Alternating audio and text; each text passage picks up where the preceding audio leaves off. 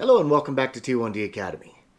I'm Harold, and Liam and I truly appreciate you spending some time with us today as we discuss another important topic around type 1 diabetes management. In today's video, we're going to talk about bolus insulin. In previous episodes, we discussed why insulin therapy begins immediately after diagnosis. We broke down what basal insulin is, and we walked through how basal rate testing helps confirm that your background insulin is properly set. So now that we've covered that steady foundational side of insulin therapy, it's time to move into the other half of the equation, which is bolus insulin. It's that part that handles meals, corrections, sick days, and those more immediate rises in blood sugar. At its core, bolus insulin is designed to handle those glucose spikes that rise quickly as a result of eating, stress, sickness, hormones, and other factors that can cause blood sugar to climb at any time of the day or night. When someone without diabetes eats carbohydrates, the pancreas releases a burst of insulin to match that incoming glucose because all the systems within the body are collaborating seamlessly. The right hand always knows what the left hand is doing. Hormones communicate, organs respond, and everything adjusts in real time without any conscious effort on behalf of the individual. That insulin release is not slow and steady like basal insulin. It's rapid, targeted, and proportional to the amount of carbohydrates being consumed or the condition causing the blood sugar levels to rise. In type 1 diabetes, the body can no longer produce that rapid insulin response. So bolus insulin replaces that missing burst of insulin. There are two primary reasons bolus insulin is used. The first is mealtime coverage. When you eat carbohydrates, they are broken down into glucose and absorbed into the bloodstream. Without insulin, blood sugar rises, as you've learned. Bolus insulin allows that glucose to move from the bloodstream into the body's cells where it can be used for energy. The second reason is for correction dosing.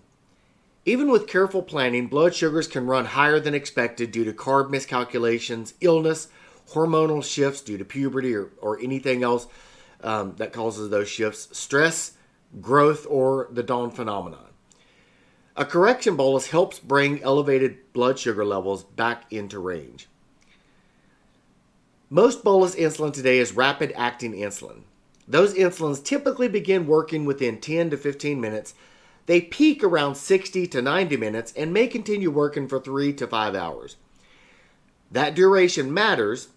Just because blood sugar starts coming down does not mean the insulin has finished working. This is where understanding insulin stacking becomes critical. If additional correctional doses are given before the previous doses have finished working, the insulin administrations can overlap and increase the risk of hypoglycemia. Knowing how long insulin remains active in your body is foundational safety concept. Now, there are several rapid-acting bolus insulins used today. And while they work in similar ways, there are some differences worth understanding. And one individual may prefer one type of rapid-acting insulin over another. They may find that their body reacts better to one insulin versus another. And those are good reasons for any individual to vary in what rapid-acting insulin that they use. But one of the most commonly used is insulin lispro, sold under brand names such as Humalog and Admelog. Insulin lispro typically begins working in 10 to 15 minutes. It reaches a peak activity around 1 hour, and it continues working for roughly 3 to 5 hours. It has been used for many years and is widely available in both injection pens and insulin pump therapy, as well as vials. Another very common option is insulin aspart, known by brand names such as NovoLog and the faster-acting version, Fiasp. Standard insulin aspart behaves very similarly to lispro, with the onset around 10 to 20 minutes, a peak of around 1 to 3 hours, and a duration of between 3 and 5 hours. The faster formulation, Fiasp, contains an added ingredient that helps it absorb more quickly under the skin, allowing it to begin working a few minutes sooner. For some people, that slightly faster onset can help reduce early post-meal spikes. Another rapid-acting insulin sometimes used is insulin glycine, sold as Apidra. It also starts working within roughly 10 to 15 minutes and has a duration similar to others, typically around 3 to 4 hours. While it functions very similarly overall, some individuals find that one rapid-acting insulin works a little more predictably for them than another, as I mentioned earlier, which is why healthcare teams may occasionally switch the formulations to see what works best within each specific individual.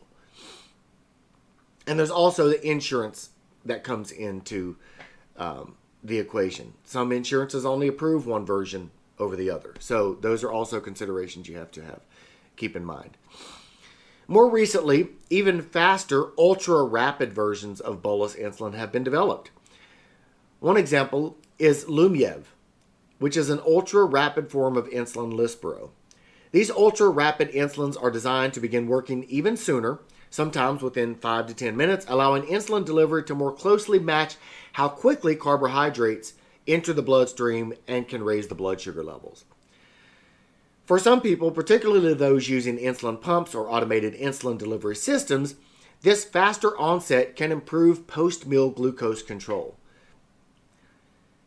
Even though these insulins begin working fairly quickly, they still remain active in the body for several hours. That's why insulin pumps and many diabetes management apps include something called Insulin on Board, or IOB.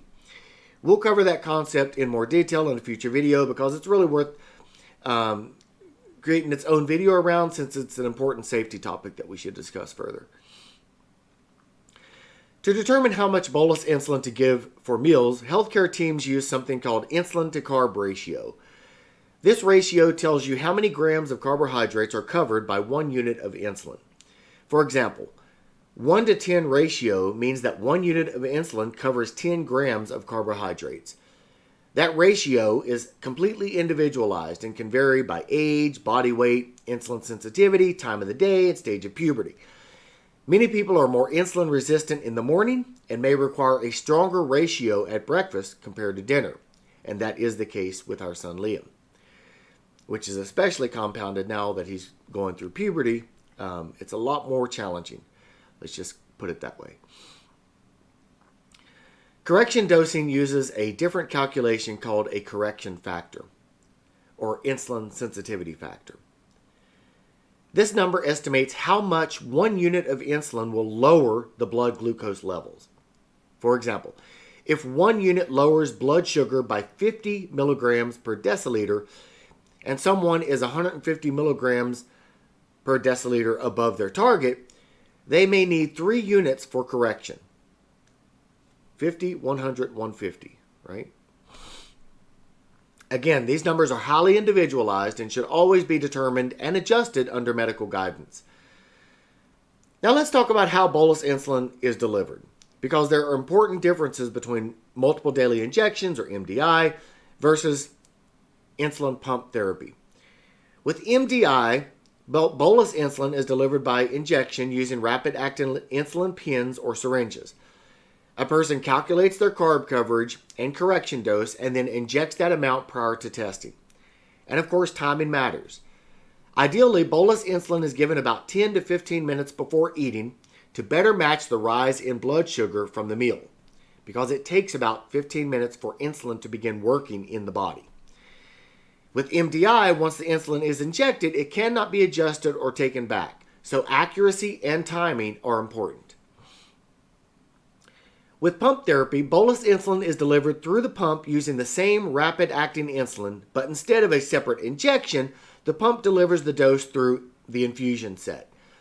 Pumps can calculate bolus doses automatically based on pre-programmed insulin-to-carb ratios and the insulin sensitivity factor or correction factors that you've already set up within your app that drives your insulin administration within your pump. They also allow for extended or dual-wave boluses, which spread insulin delivery over time for meals higher in fat or protein that digest more slowly.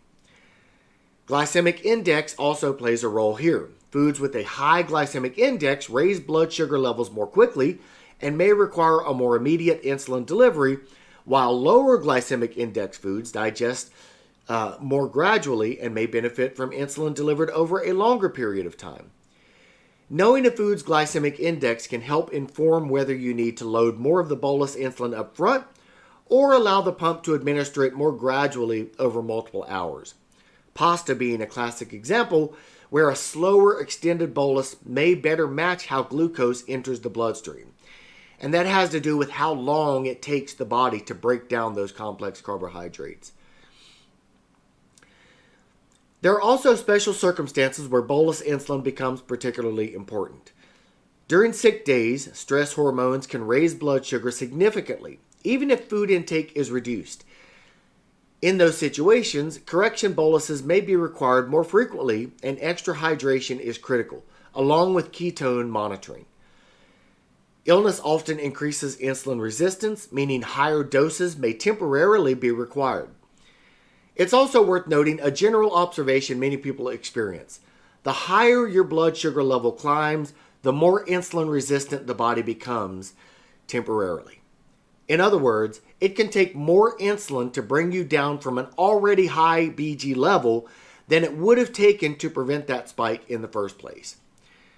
So while 2 units may have been enough to not get you to 180 in the first place, once you're above 200 or 250, it may take 4 to 5 units, for example, to bring you back down. That's why early measured corrections and close monitoring during illness are so important. Conversely, during or after exercise, insulin sensitivity often increases, particularly with aerobic activity, and bolus dosing may need to be reduced to prevent lows. However, high-intensity or adrenaline-driven exercise can sometimes cause blood sugar to rise temporarily due to stress hormone release, requiring a different approach. Understanding how activity impacts glucose trends is a key part of safe type 1 diabetes management. And as with all things related to type 1 diabetes, your diabetes may vary, or YDMV. No 2 people will respond exactly the same way to activity, food, stress, or illness. What works consistently for one person may need adjustment for another person. When bolus insulin is dialed in correctly, it works together with the basal insulin to create stability. Basal sets the foundation, bolus handles the spikes. If basal is correct but bolus dosing is off, blood sugars after meals will feel unpredictable. If bolus dosing is accurate but basal is incorrect, corrections may seem inconsistent. Either of these, along with improperly dialed in insulin sensitivity factors and other factors such as stress hormones and puberty, which as you can see on my screen now, and I don't hide it, this is our life, this is the curve that we have, and I never hide it. This is our life. We deal with it the best that we can, but I feel showing my monitor and showing our curves is more sincere than trying to show you a perfect flat line, which just isn't realistic and not true. So either of those things, along with what I just mentioned, can create the roller coaster effects. And that means highs followed by aggressive corrections and then lows followed by rebounds. Both of those systems, basal and bolus, must work together to create a smoother, more predictable glucose pattern. In the next video, we're going to talk specifically about how to properly arrive at your individual insulin-to-carb ratio, or IC. How it's estimated, how it's tested, and how it's refined over time so your bolus dosing truly matches your physiology. Before wrapping up, and as a disclaimer, the content on the T1D Academy YouTube channel is for informational purposes only and should not be interpreted as medical advice. I am not a doctor, nor am I a healthcare professional. Everything shared here is based on our lived experience and our personal perspectives only. Please consult a qualified medical professional for diagnosis, treatment, and individualized medical advice. Until the next video, take care of yourself and take care of each other, and remember, you've got this. And as always, to my beautiful son Liam, 143AI+1. Take care.